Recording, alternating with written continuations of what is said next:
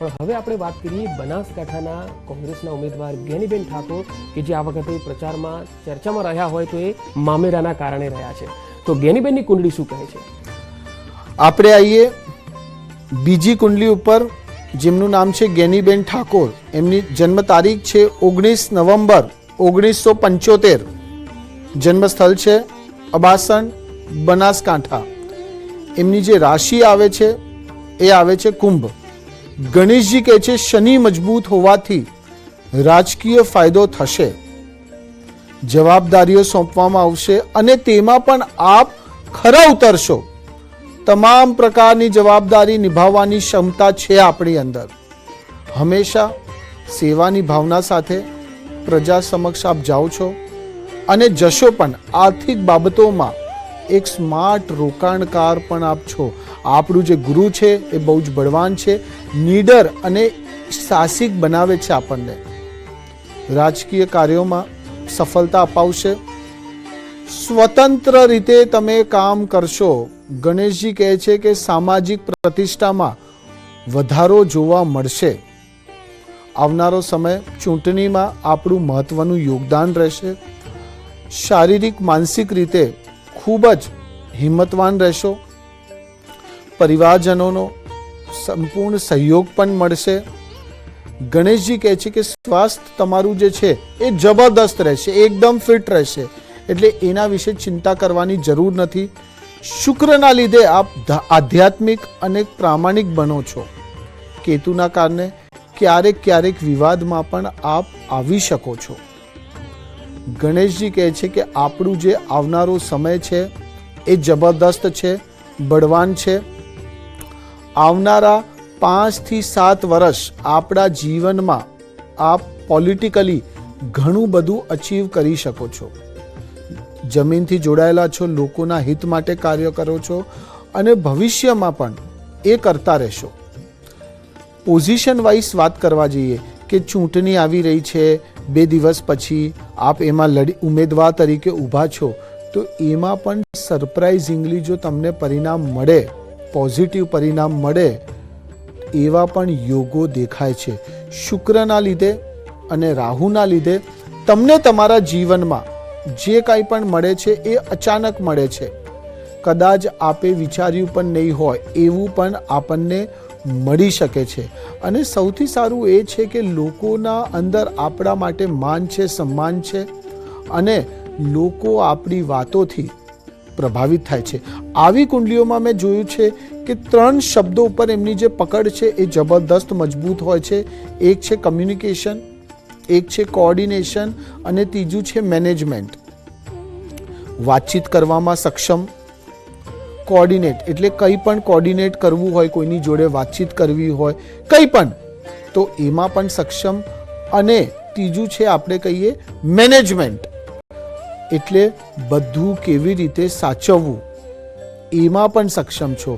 અને આ 3 વસ્તુના લીધે જ ભવિષ્યમાં પણ આપણને સારો ફાયદો જોવા મળશે. જો આપણે વાત કરી રહ્યા છીએ કુંડલીની, તો કુંડલીમાં આપણું જે ગુરુનું જે સ્થાન છે એ બહુ જ મજબૂત છે.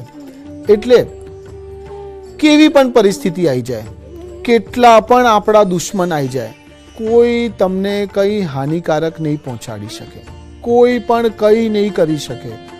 અને સૌથી સારું એ છે કે આપ લોકોનું જુઓ છો, સમજો છો અને તમને જે પછી લાગે છે બધું સમજીને પછી આપ ડિસિઝન લો છો. એ સૌથી પોઝિટિવ અને પ્લસ પોઈન્ટ છે.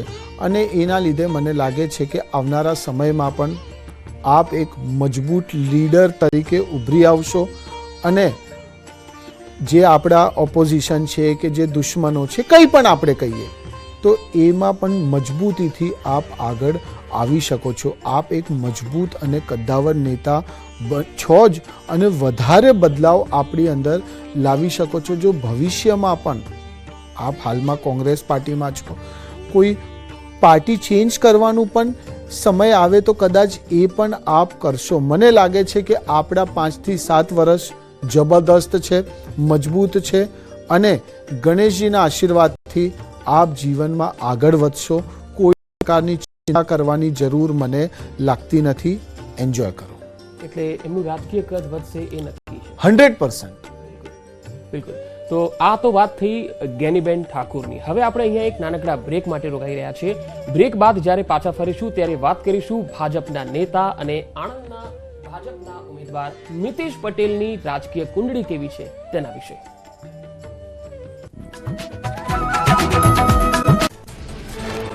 ગુજરાતમાં મતદાન જાગૃતિ માટે વહીવટીતંત્રનો અનોખો પ્રયાસ. અમદાવાદના રિવરફ્રન્ટ પર મતદાન જાગૃતિ માટે કરાયું રન ફોર વોટનું આયોજન. મોટી સંખ્યામાં રન ફોર વોટ સાથે લોકો જોડાયા. રાજકોટમાં ભર ઉનાળે ચોમાસા જેવો માહોલ. સૌરાષ્ટ્ર હાઈસ્કૂલ પાસે પાણીની પાઇપ તૂટી જતા પાણી નદીની જેમ વહી ગયા. ભર ઉનાળે પાણીની તંગી વચ્ચે હજારો લીટર પાણીનો વેડફાટ થતા સ્થાનિકોમાં રોષ છવાયો.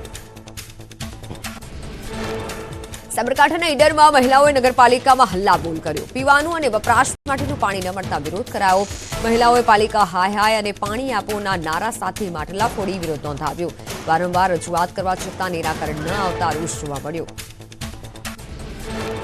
સુરતમાં ક્વારી માલિકોની દાદાગીરી. નોટિસની અવગણના કરી દાદાગીરીથી ક્વારી ચલાવતા હોવાનો ગ્રામ્યજનોનો આરોપ. અરેઠવા ક્વારી મુદ્દે ગ્રામ્યજનોના વિરોધને લઈને ક્વારી બંધ રાખવા કરાયો હતો આદેશ. સિનિયર ભૂસ્તર શાસ્ત્રી દ્વારા યોગ્ય નિર્ણય ન આવે ત્યાં સુધી ક્વારી બંધ રાખવા માટે આદેશ કરાયો હતો. આદેશની લેખિતમાં પણ જાણ કરાઈ હતી. તેમ છતાં ક્વારી ધમધમી હોવાનો વિડીયો સામે આવતા સવાલ ઉઠ્યા. ભરૂચ નર્મદાની પંચકોશી પરિક્રમા બંધ કરાઈ. નર્મદા ડેમનું રિવરબેડ પાવર હાઉસ ચાલુ કરી પાણી છોડાતા શહેરાવનો હંગામી પુલ તૂટી જતા પરિક્રમા બંધ કરાઈ. પરિક્રમા બંધ થતા શ્રદ્ધાળુની આસ્થાને ઠેસ પહોંચી. હરણી બોટકાંડ બાદ શ્રદ્ધાળુઓ માટે બોટમાં નદી પાર કરવાનું બંધ કરવાનો નિર્ણય, જેના કારણે પરિક્રમા મોટરમાર્ગે શરૂ કરાતા પરિક્રમાનો રૂટ 21 કિલોમીટરની જગ્યાએ 84 કિલોમીટર જેટલો લંબાયો. લાંબા રૂટથી શ્રદ્ધાળુઓમાં રોષનો માહોલ છવાયો. પાટણ લોકસભાના કોંગ્રેસ ઉમેદવાર ચંદનજી ઠાકોરે યોજી જનસંપર્ક યાત્રા. ધારાસભ્ય કિરીટ પટેલ સહિત કોંગ્રેસ આગેવાનો સાથે પગપાળા જનસંપર્ક યાત્રા કરી વેપારીઓને મળી જનસમર્થન માંગ્યું. જનસંપર્ક યાત્રામાં ચંદનજી ઠાકોર અને ધારાસભ્ય કિરીટ પટેલ દેખાયા હળવા મૂડમાં. પ્રચાર યાત્રા દરમિયાન કોંગ્રેસ નેતાઓએ માણ્યો પાણીપુરીનો સ્વાદ.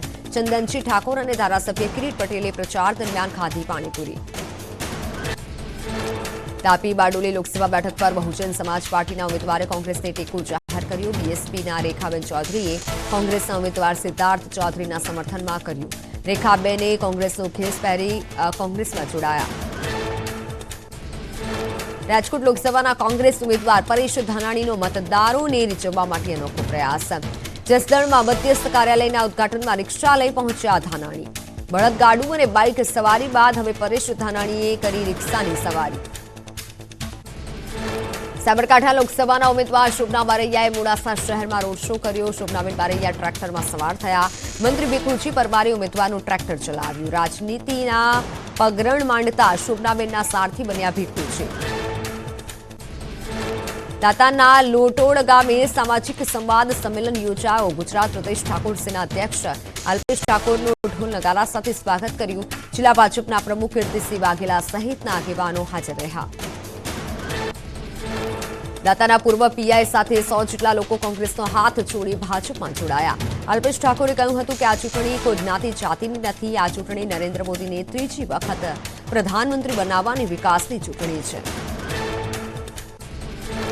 પોરબંદર બેઠકના ઉમેદવાર મનસુખ માંડવિયાએ ચૂંટણી માટે બનાવેલી બૂથ કીટ માટે કાર્યકર્તાનો આભાર માન્યો. ટ્વીટ દ્વારા માંડવિયાએ ટાંક્યું કે ભાજપ અને કાર્યકર્તા મારા માટે મૂલ્યવાન છે.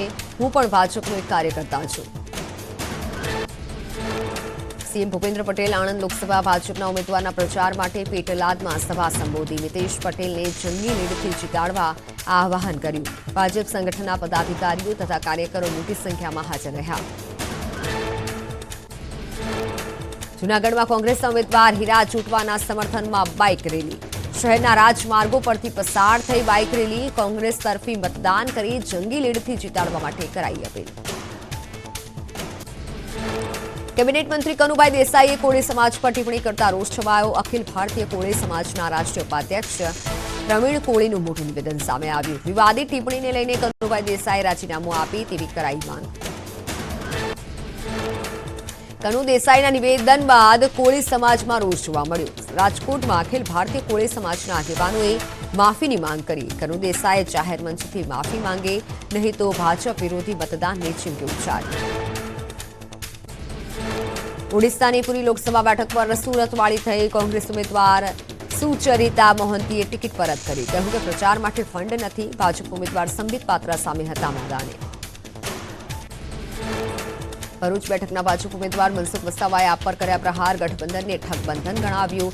તેમણે ધીમે ધીમે આપ કોંગ્રેસને પતાવી દેશે. કાર્યકર્તા સંમેલનમાં મનસુખ વસાવાના પ્રહાર. બનાસકાંઠામાં નફટ શબ્દ પર ગરમાયું રાજકારણ. ગેનીબેનના નિવેદન પર શંકર ચૌધરીની પ્રતિક્રિયા.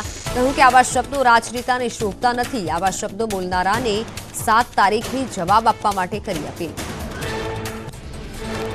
બનાસકાંઠામાં ભાજપ ઉમેદવાર રેખાબેન ચૌધરીનો પાલનપુરમાં રોડ શો. પાલનપુરના નવાગંજથી નીકળેલ રોડ શોમાં ભાજપના કાર્યકર્તાઓ સાથે મોટી સંખ્યામાં લોકો પણ જોડાયા હતા. રેખાબેન ચૌધરીએ ખુલ્લી જીપમાં બેસી પ્રચાર કર્યો. બનાસકાંઠા ભાજપના લોકસભાના ઉમેદવાર રેખાબેન ચૌધરીનો થરાદમાં રોડ શો. વિવિધ માર્ગો પર બાઇક રિલીઝ સ્વરૂપે રોડ શો યોજ્યો. મોટી સંખ્યામાં ભાજપ કાર્યકર્તાઓ પણ જોડાયા.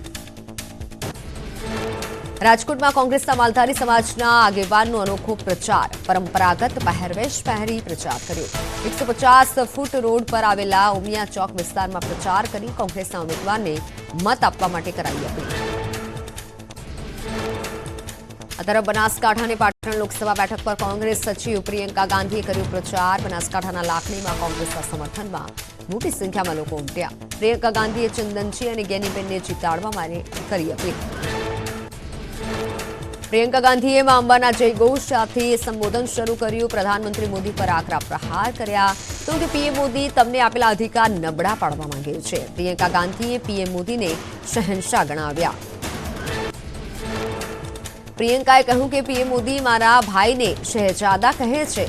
તેઓને કહેવા માંગુ છું કે આ શહેજાદાએ 4000 કિલોમીટર સુધીની પદયાત્રા કરી લોકોની સમસ્યાને સાંભળી છે. મોંઘવારી સહિતની સમસ્યાને લઈને સરકાર પર આકરા પ્રહાર કર્યા. છોટાઉદેપુરના બોડેલીમાં કેન્દ્રીય ગૃહમંત્રી અમિત શાહે સંબોધી સભા. ભાજપ ઉમેદવાર જશુ રાઠવાના પ્રચાર માટે મતદારોને રીઝવવા માટે ઉતર્યા મેદાને. અમિત શાહે કોંગ્રેસને આદિવાસી વિરોધી પાર્ટી ગણાવી અનામત મુદ્દે પ્રહાર કર્યા. અમિત શાહે સભાને સંબોધતા કહ્યું કે જશુભાઈને આપેલો મત નરેન્દ્ર મોદીને ત્રીજી વાર પ્રધાનમંત્રી બનાવશે. ચારે બાજુ સૌએ નરેન્દ્ર મોદીને પ્રધાનમંત્રી બનાવવાનો સંકલ્પ લીધો છે. તો ઇન્ડી ગઠબંધનના પ્રધાનમંત્રી પદના ચહેરાને લઈને સવાલ કર્યા. અનામત 370ની કલમ સહિતના મુદ્દાઓને લઈને કોંગ્રેસ પર આકરા પ્રહાર કર્યા. કહ્યું જ્યાં સુધી ભાજપ છે ત્યાં સુધી કોઈ અનામતને હાથ લગાવી નહીં શકે. અમિત શાહે કોંગ્રેસને આદિવાસી વિરોધી પાર્ટી ગણાવી. પંચમહાલમાં ભાજપનો અનોખો પ્રચાર. ગોધરાના માર્ગો પર વિકાસનો ગરબો, જાદુના ખેલ અને ડાન્સ થકી પ્રચાર કરાયો. મુંબઈથી આવેલી યુવા ડાન્સરની ટીમે ભાજપની વિકાસની થીમ પર ડાન્સ રજૂ કરી ભાજપને મત આપવા માટે કરી અપીલ. ભુજમાં ભાજપના ઉમેદવાર વિનોદ ચાવડાના સમર્થનમાં રોડ શો. અમરાવતી સાંસદ નવનીત કૌર રાણા જોડાયા રોડ શોમાં. ભાજપના આગેવાનો અને કાર્યકર્તાઓ મોટી સંખ્યામાં હાજર. અમરેલીમાં સહકાર સંમેલન યોજાયું. ઇફકોના ચેરમેન દિલીપ સંઘાણીના અધ્યક્ષ સ્થાને યોજાયેલા સંમેલનમાં મોટી સંખ્યામાં આગેવાનો કાર્યકર્તાઓ ઉમટ્યા. ભરત સુતરિયા અને અલ્પેશ કથિરિયા સહિતના નેતાઓએ ભાજપને બહુમતીથી જીતાડવા માટે કરી અપીલ.